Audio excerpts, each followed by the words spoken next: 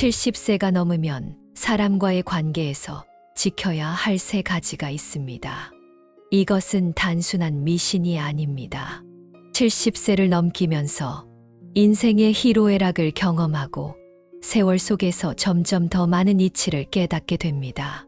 젊을 때는 믿기 어려웠던 개념들이 나이가 들면서 그 깊은 의미를 알게 되는 것입니다.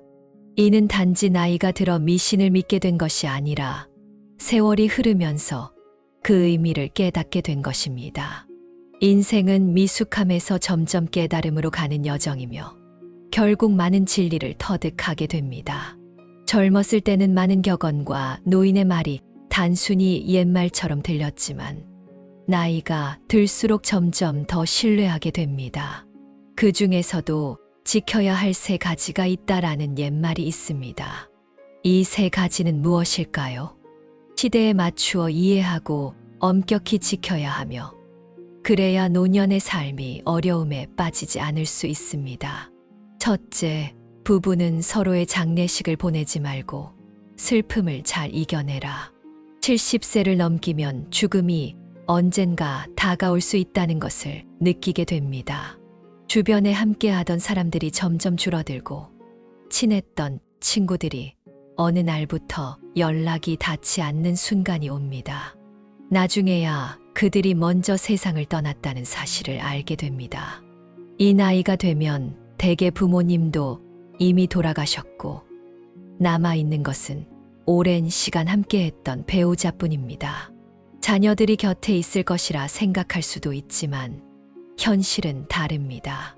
자녀들은 대부분 중년의 나이로 가정의 책임을 떠안고 있기 때문에 부모님과 함께 시간을 보내기가 어려울 때가 많습니다.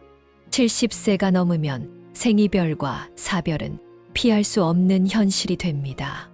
아무리 부부가 사랑하더라도 먼저 떠나는 사람이 있게 마련입니다.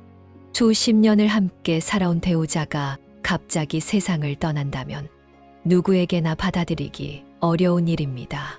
그러나 생로병사는 인생의 일부분이며 누구도 이를 바꿀 수 없습니다. 그래서 슬픔을 잘 이겨내라는 말이 있는 것입니다. 배우자가 세상을 떠나면 혼자서 집에서 작별하고 장례식에 참여하지 않는 것이 좋습니다. 과도한 슬픔은 남은 인생에 큰 영향을 미치며 삶의 질을 떨어뜨리기 때문입니다. 어떤 노인들은 배우자의 뒤를 따라가겠다는 생각을 하기도 하지만 이는 자녀들에게도 큰 고통을 안겨줄 뿐입니다. 부모님이 긍정적으로 변화에 적응하고 평화로운 삶을 이어가야 자녀들도 안심하고 자신의 삶을 살아갈 수 있습니다. 둘째, 형제자매에게 돈을 주지 마세요. 이제는 친척일 뿐입니다. 젊을 때는 흡혈귀 같은 친척을 경계하라는 말이 있었습니다. 부부가 열심히 돈을 모아도 정작 자신이 누리는 것이 아니라 친척들이 이를 가져가는 경우가 있습니다. 부모님이 돌아가시면 형제자매는 이제 친척과 다름없다는 말이 있습니다. 70세가 되면 형제자매의 관계는 그저 친척처럼 변합니다. 피가 섞인 관계라 해도 어떤 형제자매는 당신에게 돈을 빌리거나 요구할 수 있습니다. 나이가 들면 누구나 어려운 생활을 하고 있으며 준비 없는 사람들은 어려움을 겪게 됩니다. 예를 들어 박 아줌마는 젊었을 때 부모님의 뜻에 따라 연상의 남성과 결혼하였습니다. 결혼 후 그녀의 친정은 종종 도움을 요청했고 부모님은 그녀를 친정의 돈줄처럼 여겼습니다. 동생이 결혼하거나 사업을 시작할 때마다 그녀는 비용을 부담하였습니다. 그러나 이제 부모님도 남편도 세상을 떠났고 동생만 남았습니다. 65세인 동생은 며느리와 갈등을 겪고 집에서 쫓겨났습니다. 그는 언니에게 도움을 요청했고 박 아줌마는 자신의 오래된 집을 치워 동생이 거주할 수 있도록 해 주었습니다. 이로 인해 그녀는 매달 25만 원의 임대 수입을 잃었고 이후 동생이 위병으로 병원에 입원하자 치료비도 부담하게 되었습니다. 그러나 동생은 결국 세상을 떠났고 조카에게 치료비를 청구하자 조카는 이를 부인했습니다. 이처럼 형제자매는 나이가 들면서 각자의 가족과 자녀를 갖게 되고 이제는 친척으로서 관계를 유지할 뿐입니다. 경제적인 지원에는 명확한 경계를 두어야 하며 이제는 가족이 아니라 친척으로 지내야 합니다. 셋째, 손자에게 집을 물려주지 마세요. 노후의 기초입니다. 어떤 노인들은 손자에게 집을 넘겨줌으로써 노후 보장을 얻으려 하지만 현실은 다릅니다. 집을 넘겨준다고 해서 자식이나 손자들이 노인을 부양할 의무를 온전히 이행하지는 않습니다. 집을 받지 못한 자녀나 손자는 불만을 품고 집을 받은 쪽은 책임을 다하지 않으려 할 수도 있습니다. 왕할아버지는 70세가 되던 해 유일한 아들이 병으로 세상을 떠났습니다. 노후를 위해 손자가 자신을 돌보아 주리라 기대하고 집을 손자에게 물려주었습니다. 왕할아버지는 매달 40만 원의 연금을 받았고 특별히 건강에 문제가 없으면 충분히 여유롭게 지낼 수 있는 상황이었습니다. 하지만 집을 물려준 후 3년이 지나자 손자는 집을 팔아버렸고 약속했던 부양도 단 3달 만에 끝났습니다. 결국 왕할아버지는 거처를 잃고 월세로 지내야 했고 나중에는 요양원에 들어갈 수밖에 없었습니다. 아들은 세상을 떠났고 손자는 돌봐주지 않았기에 노년의 삶은 외롭고 쓸쓸하게 흘러갔습니다. 노인이 의지할 집을 잃게 되는 건 마치 등 돌린 늑대를 만난 것과 같았습니다. 옛말에 황금의 둥지, 은둥지도 내 작은 거처보다 못하다고 했습니다. 70세 이후에는 집이 작더라도 자신이 소유하는 것이 더 좋습니다. 무엔 작가는 본성 착한 사람은 성숙이 느리며 시간이 지나도 여전히 순수하다. 끊임없이 비슷한 사람을 찾아 헤매다가 결국 가장 외로운 존재가 된다고 말한 바 있습니다. 70세 이후 남은 세월이 얼마나 되든지 장기적인 계획을 세우고 착실하게 살아가야 합니다. 재산과 집은 모두 자신을 위해 지켜야 할 것들입니다. 노년이 되었어도 손에 있는 돈과 집, 건강한 몸이야말로 가장 큰 의지처입니다. 돈이 있으면 자식이 불효해도 요양원에 갈 수도 있고 집안일을 돕는 사람을 고용할 수도 있습니다. 집이 있으면 누군가의 눈치를 보지 않아도 되며 자신만의 공간이 있다는 것이 마지막 자산입니다. 노년에는 입을 조심하고 재산을 잘 지키며 몸을 건강하게 관리하여 행복한 노후를 보내는 것이 승자입니다. 세상의 모든 어르신들이 건강하게 남은 생을 편안히 보내시기를 기원합니다. 제가 본 가장 통찰력 있는 삶을 사는 이는 아마 저희 동료일 것입니다. 그는 억지로 오래 살려고 하거나 무리하지도 않았습니다. 우리는 12년 동안 함께 일했지만 그는 저보다 4년 먼저 결혼했습니다. 그는 아내와 애틋한 사랑을 나누었지만 건강 문제로 인해 자녀를 갖지 못했습니다. 그는 자녀가 없는 현실에 한 번도 불평하지 않았으며 오히려 유머로 이를 덮곤 했습니다. 그는 아이 없는 것도 복이지. 기저귀 갈 일도 없고 집 살 돈 모을 걱정도 없다고 농담하곤 했습니다. 그는 매우 명랑했고 그 사랑을 아내와의 관계에 쏟아부었습니다. 함께 요리하고 산책하며 외식을 즐겼으며 휴가 때는 여행을 다녔습니다. 저는 그런 그의 모습이 부러웠습니다.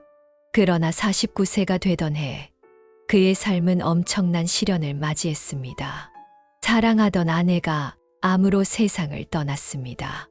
아내가 병에 걸리자 그는 48세의 승진 기회를 마다하고 직장을 그만두고 아내와 마지막 순간까지 함께했습니다. 아내가 세상을 떠난 뒤 주변 사람들은 그가 다시 일상으로 돌아올 거라 기대했습니다. 그러나 그의 아내가 떠난 지 7년이 지나도록 그는 직장으로 돌아오지 않았고 새로운 사람을 찾을 생각도 하지 않았습니다.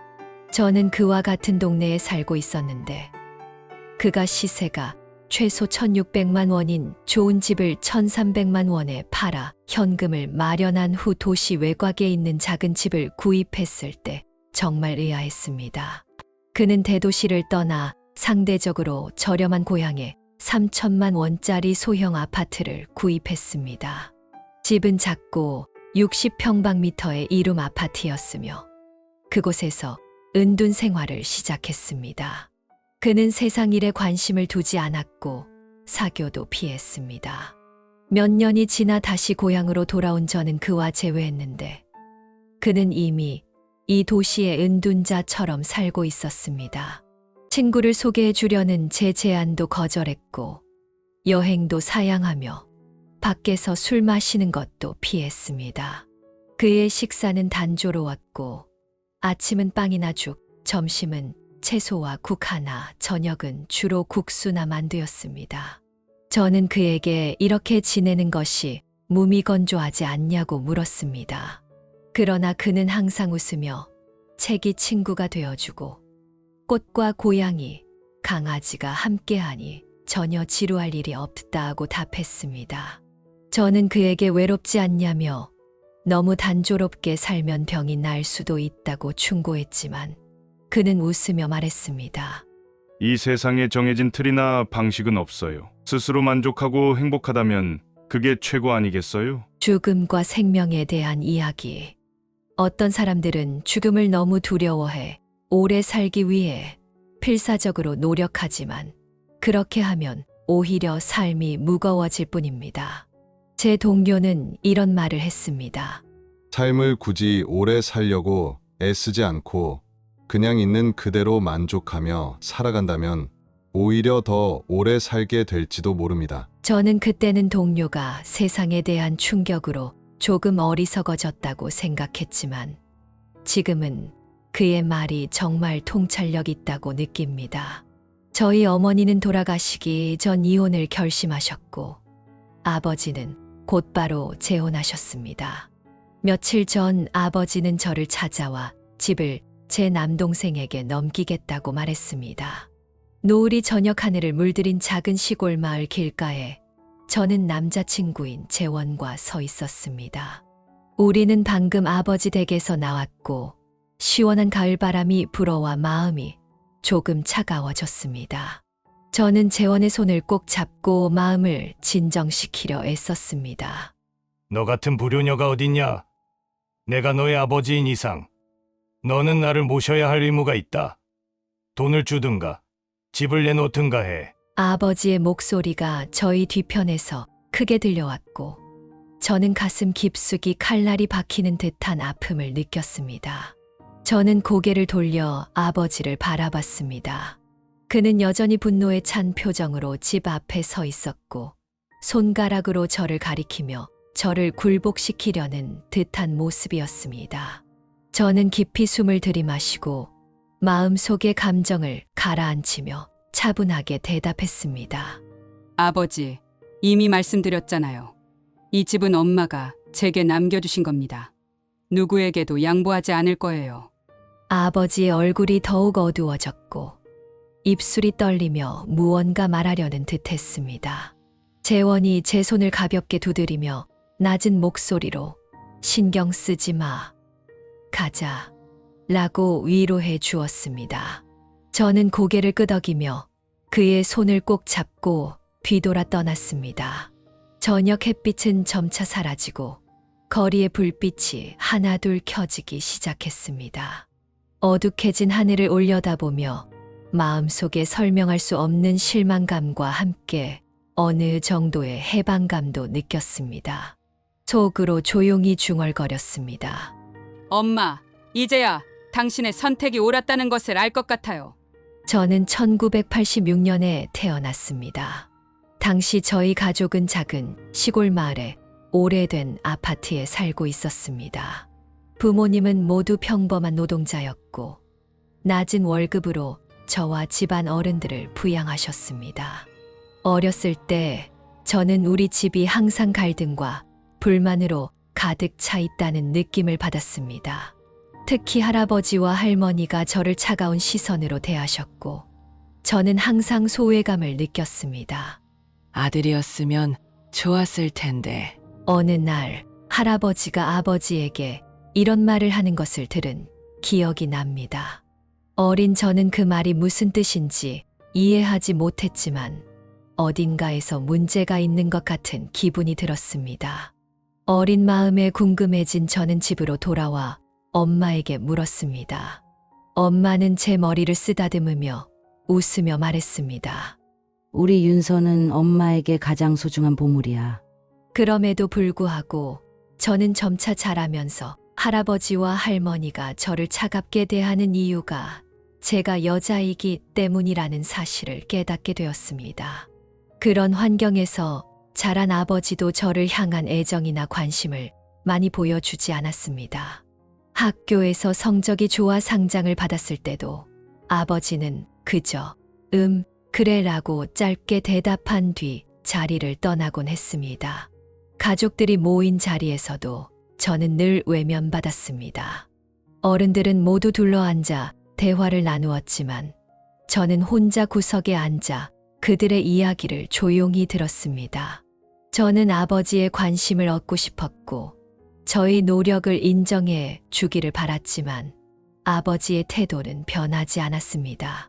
어머니가 병에 걸리셨을 때 저는 고등학생이었습니다. 어머니가 암말기라는 진단을 받던 날, 저는 마치 세상이 무너지는 듯한 공포를 느꼈습니다. 어머니는 저에게 이 집에서 유일한 의지처였습니다. 그러나 어머니의 병세뿐 아니라 어머니가 결심한 결정 또한 저를 놀라게 했습니다. 그녀는 아버지와 이혼하기로 했습니다. 엄마, 왜 이혼하려고 하세요? 어머니는 병상에 누워 있었지만 그녀의 얼굴에는 결단력이 가득했습니다. 윤서야, 내가 떠나면 너 혼자서 더 힘들어질 거야. 아버지가 너에게 어떻게 대했는지 너도 잘 알잖니? 이혼은 너를 위해서이기도 하고 나 자신을 위해서야. 저는 어머니의 결정을 믿을 수 없었지만 그녀의 태도는 확고했습니다. 이모와 외숙 모두 어머니의 결정을 지지했고 모두가 어머니 편에 서 있었습니다. 엄마가 남긴 집을 지켜야 하는 이유. 어머니께서는 돌아가시기 전 저에게 집 한 채를 남겨주셨습니다. 이 집은 내가 앞으로 의지할 수 있는 집이야. 절대로 아무도 빼앗지 못하게 잘 지켜야 한다. 어머니는 마지막으로 저에게 신신당부하셨고 저는 마음속에 불안감이 가득했지만 고개를 끄덕였습니다. 어머니가 돌아가신 후 아버지는 곧바로 재혼하셨습니다.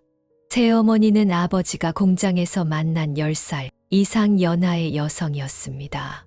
처음에 저는 반감이 들었지만 시간이 지나면서 이해하게 되었습니다.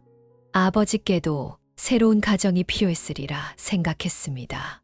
하지만 동생이 태어나면서 집안의 분위기는 완전히 달라졌습니다. 아버지는 동생을 유난히 아끼셨고 마치 저라는 존재는 이미 잊은 듯 했습니다. 제가 집에 가면 아버지는 건성으로 인사만 하고는 바로 동생을 돌보러 가셨습니다. 어느 날 아버지가 새어머니에게 아들 위해 돈을 모아야 해. 장차 집을 사서 결혼도 시켜야지. 라고 말하는 것을 들었습니다. 그 순간 어머니의 이혼 결정이 얼마나 옳았는지를 깨달았습니다. 어머니가 이혼하지 않으셨다면 저는 훨씬 더 힘들었을 겁니다. 동생이 태어난 후 아버지는 저에게 돈을 자주 요구하기 시작했습니다.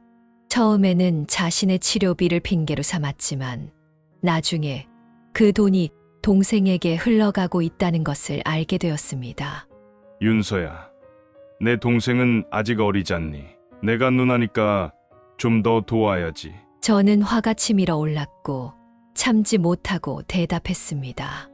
아버지, 저는 이미 충분히 도왔어요. 동생 문제는 아버지와 새어머니가 알아서 해결하세요. 저도 제 삶이 있어요. 아버지의 얼굴은 일순간 어두워지며 차갑게 말했습니다. 내가 누나로서 동생을 도와야 하는 건 당연한 거 아니냐? 너도 우리 김씨 집안의 핏줄인데 그 정도는 해야지. 시간이 지나면서 아버지와 저희 관계는 점점 악화되었습니다. 아버지는 여러 차례 무리한 요구를 해오셨지만 저는 모두 거절했습니다. 그러다가 제가 재원과 결혼을 계획하고 있다는 것을 아버지가 알게 되면서 상황이 폭발하게 되었습니다. 결혼할 거면 내 엄마가 남긴 집은 동생에게 양보해라. 친정집을 들고 시집 가는 법이 어딨냐? 남편이 그 집을 빼앗아 가면 어쩌려고 그래? 저는 이 말을 듣고 분노가 치밀어 올랐습니다. 아버지, 그 집은 엄마가 제게 남긴 거예요. 왜 제가 동생에게 줘야 하죠? 아버지는 비웃으며 말했습니다. 내 엄마는 이미 죽었어. 이제는 내가 결정하는 거야. 그때 내 엄마가 죽어간다기에 내가 그 부탁을 들어준 것뿐이지. 아버지는 이어서 이렇게 덧붙였습니다. 너는 매달 나에게 30만 원을 주든가 아니면 그 집을 넘겨라. 그 무리한 요구에 저는 몸이 떨렸습니다. 어머니가 마지막으로 당부하신 말씀이 떠올랐습니다. 이 집을 잘 지켜라. 아무도 빼앗지 못하게 해야 한다. 저는 아버지의 위협에도 굴하지 않았습니다. 아버지, 저는 집도 드리지 않을 거고 매달 30만 원도 드리지 않을 겁니다. 제 삶을 살아야 하니까요. 다만 매달 10만 원은 드릴 수 있어요. 더 이상 저를 동생을 위한 돈줄로 여기지 마세요.